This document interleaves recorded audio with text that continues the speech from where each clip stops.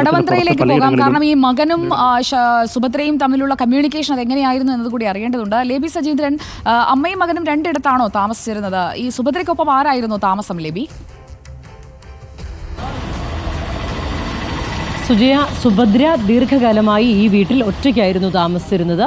ഇത് ഒരു ഇടുങ്ങിയ വഴിയാണ്, അതായത് പനമ്പള്ളി നഗറിനും സൗത്ത് റെയിൽവേ സ്റ്റേഷനും ഇടയിലുള്ള റോഡാണിത്. ഈ റോഡിലെ ഇടുങ്ങിയ വഴിയാണ്. ഇതിലെ താഴത്തെ നില നമ്മളിപ്പോൾ കാണുന്നത് വളരെ ചെറിയ വീടാണ്. ഈ വീടിൻ്റെ താഴത്തെ നില ശിവചൈതന്യം എന്നെഴുതിയിട്ടുണ്ട്. വളരെ ദൈവഭക്തയായിരുന്നു, ദൈവഭക്തി സൂക്ഷിച്ചിരുന്ന ആളായിരുന്നു.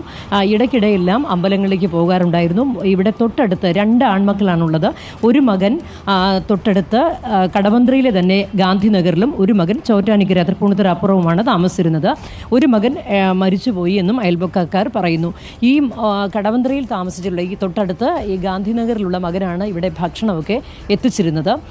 ഇടയ്ക്ക് ഇവിടെ വന്ന് കാര്യങ്ങളൊക്കെ അന്വേഷിച്ചു പോകുമായിരുന്നു. ആ മകൻ വിളിച്ചപ്പോഴാണ് ഒരു ദിവസം സന്ധ്യയ്ക്ക് ശേഷം ഫോൺ ലഭിക്കാതെ വരുന്നു. അപ്പോഴും അത് കാര്യമാക്കിയില്ല. കാരണം സപ്താഹം ഉൾപ്പെടെയുള്ള പരിപാടികൾക്കൊക്കെ പോകുന്നതാണ്, ക്ഷേത്ര ദർശനം പതിവാക്കിയിട്ടുള്ള ആളാണ്. അതുകൊണ്ട് തന്നെ സംശയം മോന് തോന്നിയില്ല.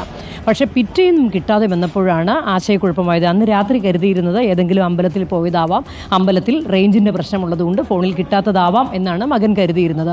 എന്നാൽ തൊട്ടടുത്ത ദിവസവും ഫോണിൽ കിട്ടാതെ വന്നതോടുകൂടി ഇവിടെ വന്ന് അന്വേഷണമായി. ഇവിടെ പരിസരവാസികളോടൊക്കെ ചോദിക്കുന്നു. ആർക്കും വിവരം അറിയില്ല എന്നുള്ള മറുപടി പറഞ്ഞതോടുകൂടി കടവന്ത്ര പോലീസ് സ്റ്റേഷനിലെത്തി മകൻ പരാതി നൽകുന്നു. അതേ തുടർന്നാണ് കടവന്ത്ര പോലീസ് അന്വേഷണം ആരംഭിച്ചത്. കടവന്ത്ര പോലീസ് ഇവിടെ എത്തി ഈ പരിസരവാസികളോട് ആരായുന്നു കാര്യങ്ങൾ. അതുപോലെ തന്നെ ഇവിടവുമായി ബന്ധപ്പെട്ടുള്ള സ്ഥലങ്ങളിൽ നിന്നെല്ലാം CCTV ദൃശ്യങ്ങൾ ശേഖരിക്കുന്നു. അപ്പോഴാണ് ഇവിടെ വന്ന് ഒരു സ്ത്രീയുടെ കൂടെ നടന്നു പോയിട്ടുണ്ട് എന്നുള്ള കാര്യം മനസ്സിലാകുന്നത്.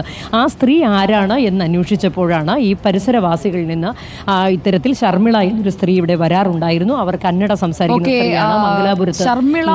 സ്ത്രീയുടെ കടവന്ത്രയിലെ സാന്നിധ്യം, ഒപ്പം അവരുടെ CCTV ദൃശ്യം, അതൊക്കെയാണ് ഇപ്പോൾ അന്വേഷണത്തിൽ നിർണായകമായി മാറിയത്. 9-ാം തീയതി മുതൽ കലവൂരിലെ വീട്ടിൽ ശർമിളയും ഭർത്താവ് മാത്യൂസുമില്ല. കൊലപാതകം നടത്തി മൃതദേഹം കുഴിച്ചിട്ട ശേഷം അവരിവിടെ നിന്ന് പോയതാണോ, ഈ മൃതദേഹം സുഭദ്രയുടെ തന്നെയാണോ എന്ന് ഉറപ്പിക്കാൻ ശാസ്ത്രീയ പരിശോധന വേണം. കാരണം കൊലപാതകം നടന്നത് 4-നും 9-നും ഇടയിലുള്ള തീയതികളിൽ ആണെങ്കിൽ ഇപ്പോൾ 1 മാസം പിന്നിട്ടിരിക്കുകയാണ്. അന്വേഷണം തുടരുകയാണ് കലവൂരിൽ.